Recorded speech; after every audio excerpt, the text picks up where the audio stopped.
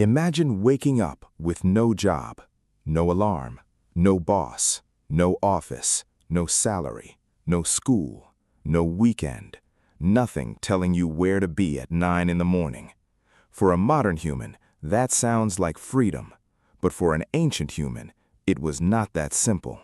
Because before jobs existed, hunger still existed, cold still existed, fire still had to stay alive, children still had to be protected, tools still had to be made, animals still had to be watched. So the real question is not just what did ancient humans do all day with no jobs? The deeper question is, did ancient humans really have free time? Today, most of our day is controlled by time. A clock wakes us up. A schedule tells us where to go. A job tells us what to do. A calendar tells us when to rest. Even free time has a shape. After work, before sleep, on the weekend, during a break. Modern humans do not just live inside buildings, we live inside time. And because of that, it is easy to imagine ancient humans as strangely free. No manager waiting, no traffic, no emails, no rent, no office chair, no Monday morning. Just open land, firelight, animal tracks, a sky full of stars. It almost sounds peaceful, but that picture is only half true. The strange part is, some ancient humans may have had more open time than we do. More time to sit, more time to talk, more time to watch the world. But open time did not mean empty time.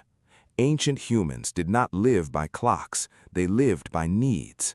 The sun mattered, the weather mattered, the movement of animals mattered, the hunger of the group mattered, the crying of a child mattered, the sound in the dark mattered. Their day did not begin because an alarm rang. It began because the body needed food, because the fire was low, because someone had to look for water, because tracks were fresh, because a storm might be coming. There was no job title, no one was called an employee, no one clocked in, no one waited for a paycheck, but the work was still there. It just didn't look like modern work. A modern job is something you leave home to do. For ancient humans, the work was the world itself. The ground under their feet, the animals moving nearby, the fire in the camp, the tools in their hands, the people beside them. And this is where the question becomes strange. Maybe ancient humans were less busy than us in some ways. They were not trapped under artificial lights for 8 hours. They were not answering messages all day. They were not working for money they couldn't eat. But they were also not on vacation. Because when survival is close to the body, every simple thing matters. Food is not a product. Water is not a tap. Heat is not a switch. Safety is not a locked door. And childhood is not protected by walls. So ancient life had a different rhythm. Not 9 to 5, not Monday to Friday, not work then weekend. It came in waves.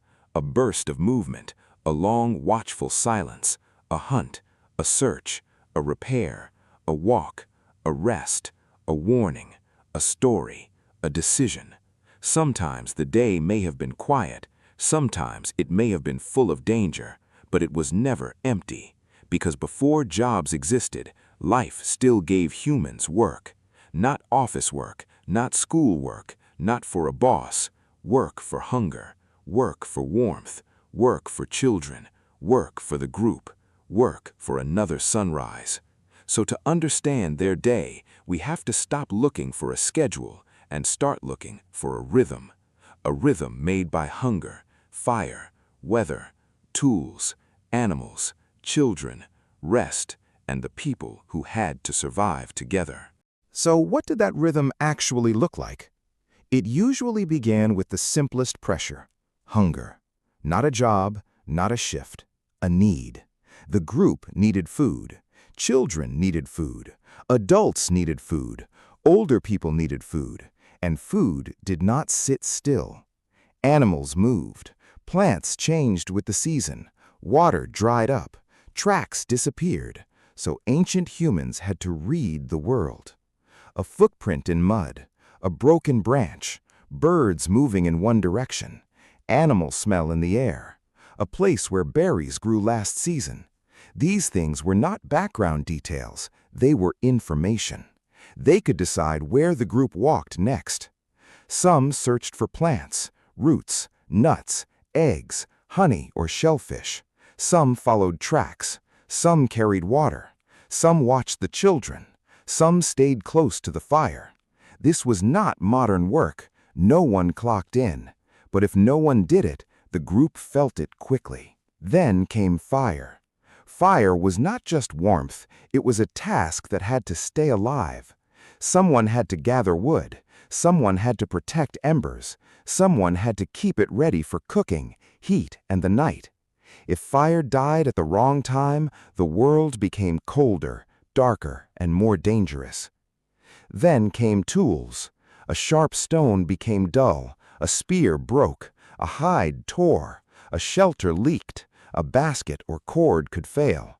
So hands were always fixing something. Not all day, not every minute, but again and again, because survival depended on small things staying useful. And children shaped the day too. A baby had to be carried. A child had to be watched near fire, water, tools, animals, and the edge of camp. So care was not separate from survival. Care was part of the work. But this is important.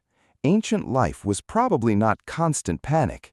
Their work came in waves. A hard search, then waiting. A hunt, then rest. A walk, then repair. A warning, then silence. Some days were intense, some days were slower. Ancient humans could not hunt forever. They could not gather forever. They had to save energy. They had to watch. They had to wait for the right moment. So yes, they may have had more open time than many modern people. But that open time was not protected by walls or money. It sat inside hunger, weather, fire, children, animals, and the group. So what did ancient humans do all day? They followed food. They carried water. They kept fire alive. They repaired tools. They watched children. They read the land. They protected the group. Not like an office, not like a factory, but whenever life demanded it. Their day was not empty. It was survival moving in waves.